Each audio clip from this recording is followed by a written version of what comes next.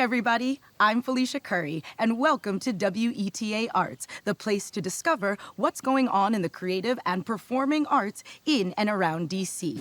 As the United States commemorates the 250th anniversary of the American Revolution, historic sites like battlefield parks and preserved landmarks are marking events that help shape our nation's founding.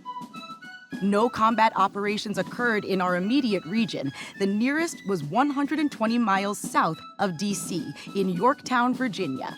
But once a year, in nearby Mount Vernon, Virginia, George Washington's iconic estate offers visitors an immersive experience of sights, sounds, and stories of the Revolutionary War.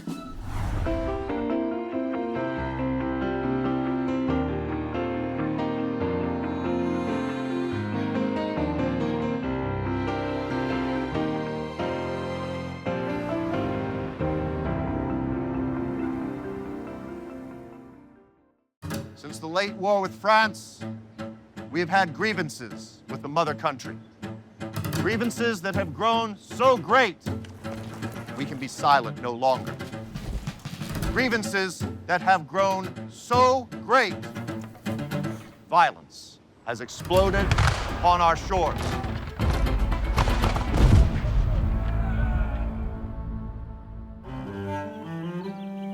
Mount Vernon, George Washington's former residence, is a sprawling estate on the banks of the Potomac. And this weekend, it becomes a battlefield.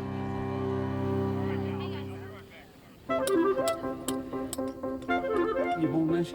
Yeah. I came from New Jersey, and it took me about 4 hours to get here. I traveled from McCormick, South Carolina. It took me 9 hours to get here. Yes. Hello, how are you? Hi, welcome, welcome. Do you have a minor in the car? Yes. All right, so he's gonna sign that. All right. Thank you, thank you. And we'll see you. You know where you're going? The Continental Camp? Yes, sir. All right. So go ahead, guess what unit I'm in. Oh, Navy. The Navy. Well, yeah, technically, yeah, they're part of the Navy. This, I believe, will be the 10th year that I have been involved in helping to run the Revolutionary War reenactment event here at Mount Vernon. It's very popular, especially with the British side. I'm not sure I understand that, but I am a fan of George Washington, so maybe that has a little bit to do with it. We are at the father of our country's estate. It is a lot of work. It's a labor of love. There'll probably be about 400 reenactors on site this weekend. Thank you very much. Okay, thanks. But this is one of my favorite places to go and organize and run an event. The reenactors occupy a 12-acre field, divided into British and Continental camps. I brought my 15-year-old son, Noah. He was a drummer, and this time he's going to be a soldier. It's his first time carrying the musket, so it's exciting for him. I'll help you, and then I can put up mine. We love the 18th century history, and you get to fire the musket.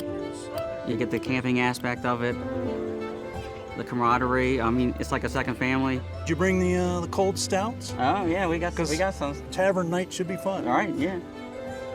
Once all the vehicles and stuff are gone and all the modern stuff is hidden or put away, it transforms into the 18th century. And once you put that uniform on, you have a respect and appreciation of what they went through and how they lived. March! We're trying to create a little spark that will remind the public they are in a long continuity of an extraordinary story, that they're part of a great experiment in self-governance started by George Washington, and they can still come here and experience it. Revolutionary War weekend has become one of the busiest weekends of the year.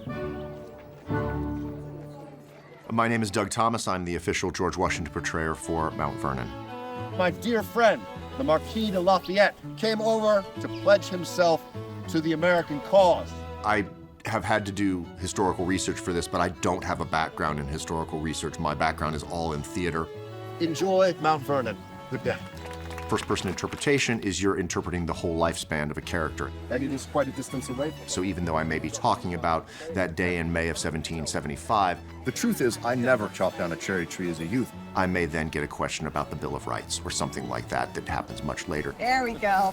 And I'll take an official portrait in there. Thank you so much. There's also such a thing as third-person interpretation. That's where you go to the museum and there's a docent. You guys can go in here if you want. It's a replica. We made it to look like it once did. They also can answer questions about your tour or whatever. You can sit on the furniture, you can test the bed out. Reenacting centers mostly around an event. Some of the soldiers out there, they are not a specific person from history. They've taken histories from several different people and molded them into a fictional persona that is based on historical things. Reenacting does something the first-person interpretation cannot. You will never see several hundred first-person interpreters out on a field showing you what a battle looked like. Shoulder your firearm. Joseph Stultz taught military history at the United States Military Academy at West Point before moving to the D.C. area to join the staff at Mount Vernon. I stayed in the same time period, but since I was working at the time all week for George Washington, I decided on the weekends to moonlight for George III. Reenacting is the way to really understand soldiers that wrote the letters that I spend all week in the archives reading. I am just a private in the 4th Company Brigade of Guards of the British Army. The Brigade of Guards was the ancestor unit to the same folks you see guarding places like Buckingham Palace today with the big fur hats on their heads. So what I try and really focus on is disabusing people of the caricaturized notion of the British soldier as sort of an incompetent automaton, some sort of 18th century version of the Empire from Star Wars, where it's just these sort of despotically evil people going around trying to persecute Americans every chance they get and just committing war crimes left and right. This is the uniform of a private soldier of the 3rd Regiment of Guards, which is the Scots Guards. They had a slight advantage in that one of the senior officers and advisors to the regiment had fought in an earlier conflict of North America and provided some suggestions for ways to modify the sort of super fancy British uniform for North American wear. So we're actually wearing full gated trousers so that we're not catching our fancy socks in the woods. As opposed to a lot of the soldiers that you'll see in the British Army that are wearing the tricorn 3-sided hat, the big advice was to just go ahead, let all that down so that you actually have more sun protection, more protection from the elements. So I've always loved kind of costumes and that kind of thing. I saw that Mount Vernon was going to have this event, and I said, let's just go see what this whole thing is about. Let's go. I think the boys will like it. And it was just magical. Like, that seems like such a silly term, but watching my boys just light up. And I then started talking to some of the adults. I said, okay, so tell me about what you're doing. Like, how do you get into this? I'll take one. They are shareable. I think I fell in love with the people almost first. They were just always so welcoming. It's a recipe from 1784. Gingerbread, cinnamon, nutmeg, allspice, cloves, molasses. Yeah. There are none left for the visitors because we eat them all here. I'm the president of the 1st Maryland Regiment. There really was a 1st Maryland Regiment. They were the old line that allowed Washington's army in 1776 to make a great escape. The 1st Maryland basically saved the entire Revolution. I loved the ideas back then, and I got to kind of revisit that when I was in law schools, these incredible constitutional ideas and founding concepts. Are you getting hungry or not yet? My group in particular had not really had women in it, but there is a real push for excellence among camp followers. And I love seeing some of the lesser told stories. That does not negate the importance of the story of the soldier or the story of George Washington. It adds to it. There are other voices that are coming out and doing it with real professionalism and excellence. I went back to graduate school for American history, and then I got involved with the project to create and open the Museum of the American Revolution, where I work today. I have a PhD in American history, but I think one of the most amazing things about American history, about public history, the practice of translating to the public, is that you don't need a certification to do it. And it doesn't mean we should ignore scholarly standards or not hold ourselves to a rigorous pursuit of accuracy and truth and relevance, but it does mean that you can be a practicing public historian, you contribute to that really critical form of citizenship, practicing and thinking about and sharing our history. There was no actual battle at Mount Vernon. But for these reenactors, the prep for tomorrow afternoon's skirmish is mighty real. Tomorrow is the Battle of Fort Ox. This is a continental win. It's going to start out with a rifle detachment being chased by our lights. The rifles will sort of get chased up middle of the field. So you'll bring the second unit out, then we'll join up with the first. At this point, you're going to have your cannon in the open notches or the gate, and maybe at the end. We're going to stay off enough, wisely standing with British superiority in the field, thinking we can withstand it, and you're going to bomb the hell out of us. Okay. And then chasing us off the field, coming back across to the middle where we hightail it, and you all are going to win at that point. Jim will be going off. When the lights come out, that will be the end. Okay. All right, guys. Thanks all. Thank you. Fox and Stampede, I don't think they do they? Today we were just discussing the battle plan for tomorrow. I think we're outnumbered by the British this weekend, which is a little unusual for the hobby, but very authentic for the war we're portraying.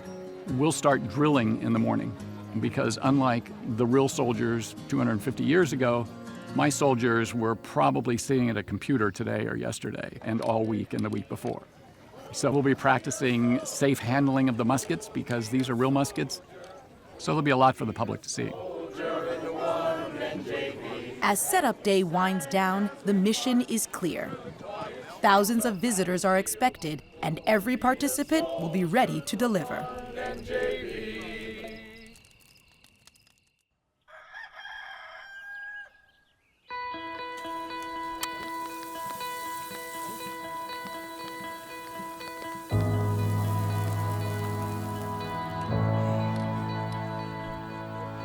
This morning, I got up, I woke up out of my tent, 7 o'clock, literally, the sun was just coming in, gorgeous light breeze. It's a beautiful morning.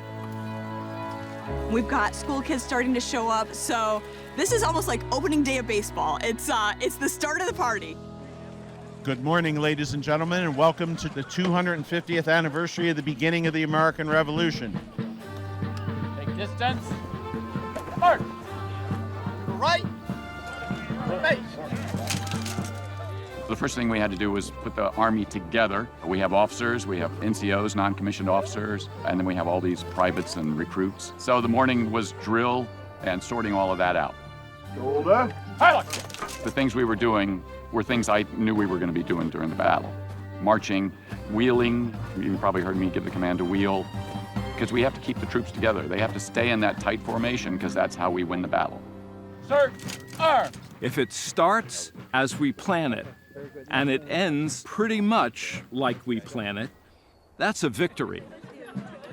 Questions? What was the youngest age that you could fight in the Revolutionary War? You could join at 12 or 13. Some of the officers were very young. They carried what were called the colors, the ensigns, and they would be 13 or 14, long as they were large enough to carry the flag. Everybody asks us, why do we play British? Well, somebody has to be the bad guy, right? How long have you been doing this for? How old are you guys? 14. Since before you guys. Oh. It's like 20 years. 20 years. Keep going. I became involved in reenacting as a preteen. I got involved through Fort Pitt Museum in Pittsburgh in the 1970s. The history of Pittsburgh is the history of the French and Indian War. So having started out in a British unit, garrison Fort Pitt, it was an easy transition then to go, once we jumped to American Revolutionary War period, to stay British. So the British Army at this time period fought in ranks of two. They had fought a war here previously. What was that war, do you know? French and Indian War. There was a young man that fought in that. His name was George Washington, right? He wanted to join the British military. We said no thank you. Maybe we would go back and rethink that one, I don't know. It's fun to meet the public at places like this and tell them stories that they may not otherwise know. So, everybody knows red coat's bad, blue coat's good, but there's a lot more to the story than just that. On my upper body, I have what is called stays. You can feel, you can touch. We'll call them corsets in the next century. I often love to talk to kids about, well, why does my clothes not have buttons? Women during this time were having, on average, 8 to 10 babies, right? So my body is constantly changing, right? And that kind of gets, especially the girls, kind of like, that's interesting. In our group, women can dress as soldiers and be a soldier. That's not what I wanted. Girls left, Captain. When I first started this hobby, I never envisioned that I would be on the field. That being said, I went to an event a couple years ago, and my friends suggested, why don't you come out on the field with us and just carry water? There are multiple accounts of different women going by the term Molly Pitcher. Molly Pitcher is kind of an 18th century version of Rosie the Riveter. And so I will carry water out onto the field. It's good to have just a safety person out there making sure that they're okay, that they're hydrated, that they're not laying face up in the sun. What we would think of as sort of the modern hobby of reenacting really begins with the 150th anniversary of the Civil War. And then gets an extra boost for the American Revolution with the bicentennial in 1976. The bicentennial era was a lot different than this 250th anniversary era. The country was a different place, the world was a different place, and everybody in America was excited about the bicentennial. I grew up during the bicentennial. I was a drummer. As you might imagine, back in the bicentennial, we were kind of like rock stars. Everybody wanted the people in the funny uniforms with the fifes and drums portrayed in their local pageantry. We were really in sort of the first wave of Revolutionary War reenactors. We had to do a lot of research. We were making our own uniforms. We were going to historic sites, looking at original clothing. There weren't a lot of suppliers for the things that we were using, whether it was clothing or cartridge boxes. Luckily, they were reproduction muskets at the time, so we were able to purchase those. The attention to detail and to authenticity is light years above what it was in 1976. Here we go.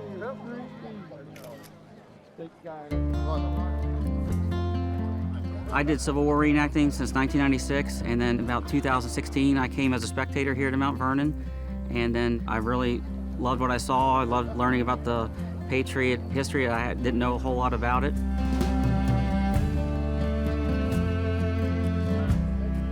Through this hobby and through the Sons of American Revolution, I found I have a Patriot ancestor, Captain Blaine Posey, who was in the Maryland militia under General Smallwood. It's my 6th great-grandfather. That lighted my passion for that, and my son as well. For as long as I can remember, when I was like 5, my dad was involved. My mom would take me to see his events. That inspired me, and I asked him if I could come to one, and I did. And then eventually he bought me just civilian attire, and I just tag along. Then eventually I was old enough to go on the field as a drummer, which was very fun. My dad walked in my room and he asked me if I want to be a soldier for Mount Vernon. I said, absolutely. Poise your firelocks. Actually, you have the wrong hands now. That's fine. Switch hands. There we go. Take aim. Fire.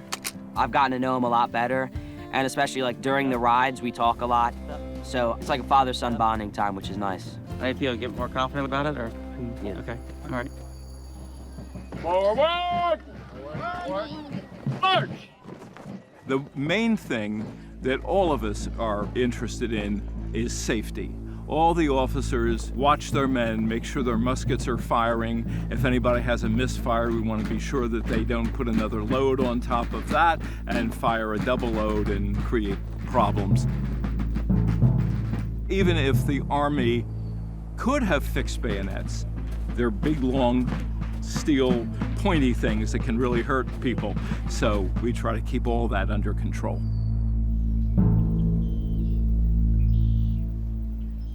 Good morning, ladies and gentlemen, and welcome to George Washington's Mount Vernon. The tactical demonstration will begin in just a few seconds on the 12-acre field. We ask you to please stay behind the rope for safety's sake.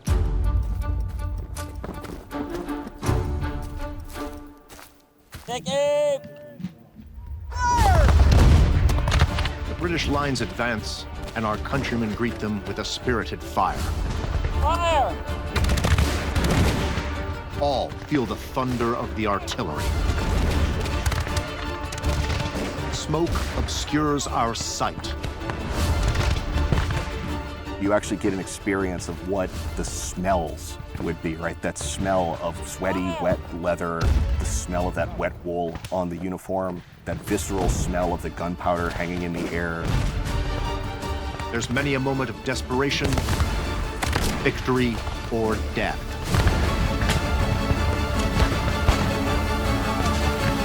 Today, our brave boys have held the field with the British in retreat.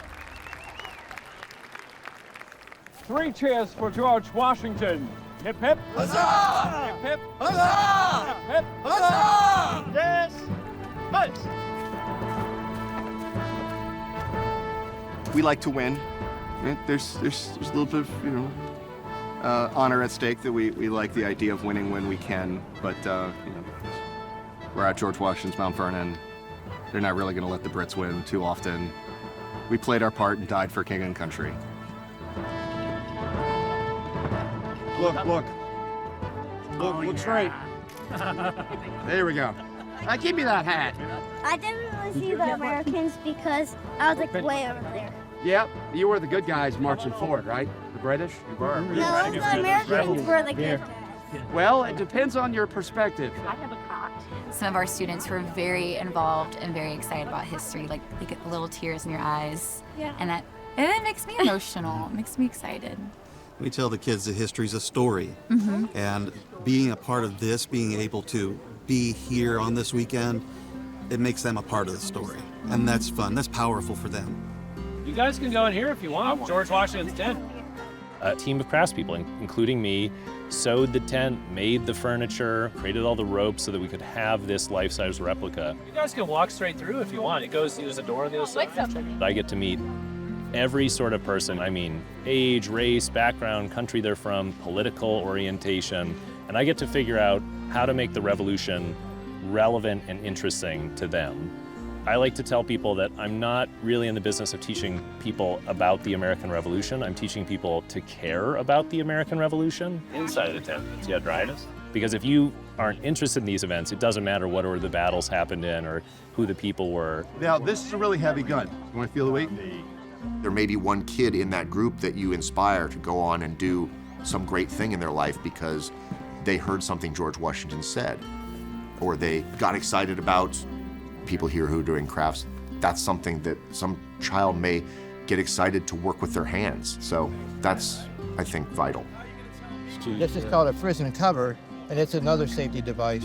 I think the way we commemorate the past in that particular moment often says more about who we are in the present than necessarily at times what happened in the past.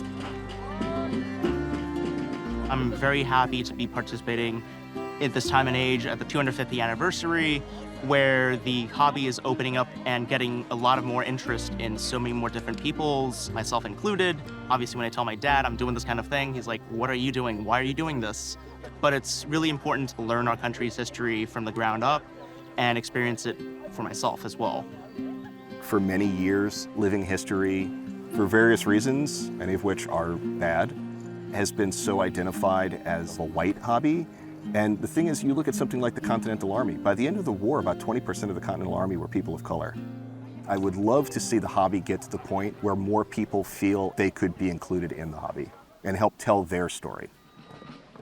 At this particular American Revolutionary War weekend, Mount Vernon also commemorates the 250th anniversary of George Washington leaving Mount Vernon for Philadelphia, where the Second Continental Congress would appoint him Commander-in-Chief of the Continental Army. This tree right over to my left here is the Independence tulip poplar tree, planted by George Washington to celebrate American independence in 1785. It's been a witness to history. And so sometimes, if we try hard enough, we might be able to bring back a sense of that 18th century world and George Washington's leadership. I'd like everybody to give a cheer for General George Washington.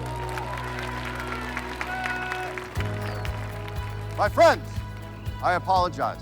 I must take my leave of you. To be here at my farm, amongst all of you, under my own vine and fig, is what I most greatly desire. Mount Vernon means so much to me, but my duty to my country means more. I am reminded of the words of Patrick Henry.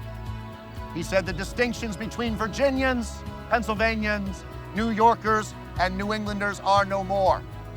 I am not a Virginian, but an American. I will go to Philadelphia for you, for myself, and for our country. I would ask that you take these first few steps with me along this patriot's path. Hip, hip! Hip, hip! Hip, hip!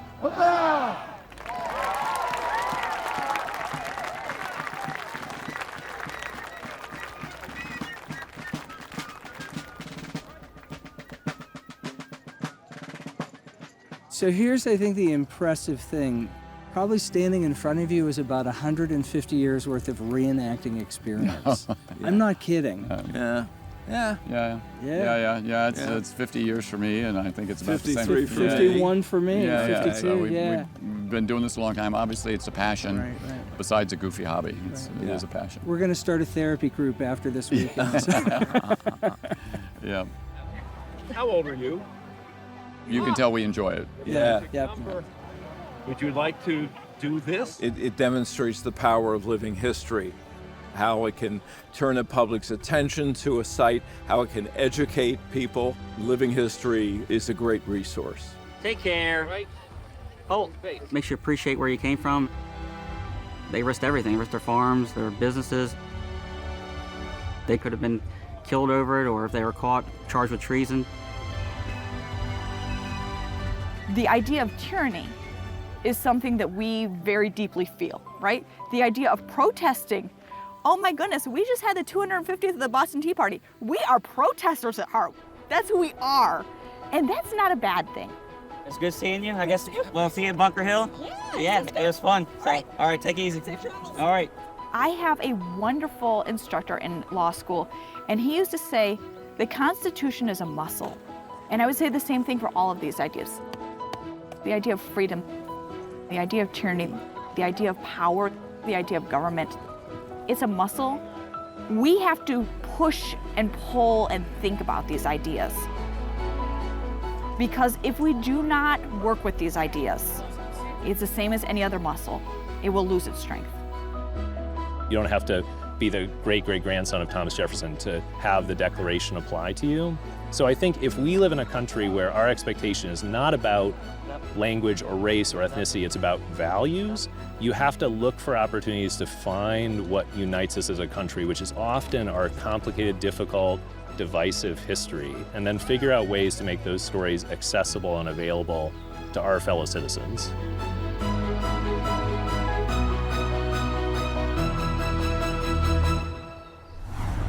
Revolutionary War weekend takes place in May, but George Washington's Mount Vernon is open year-round, including holidays.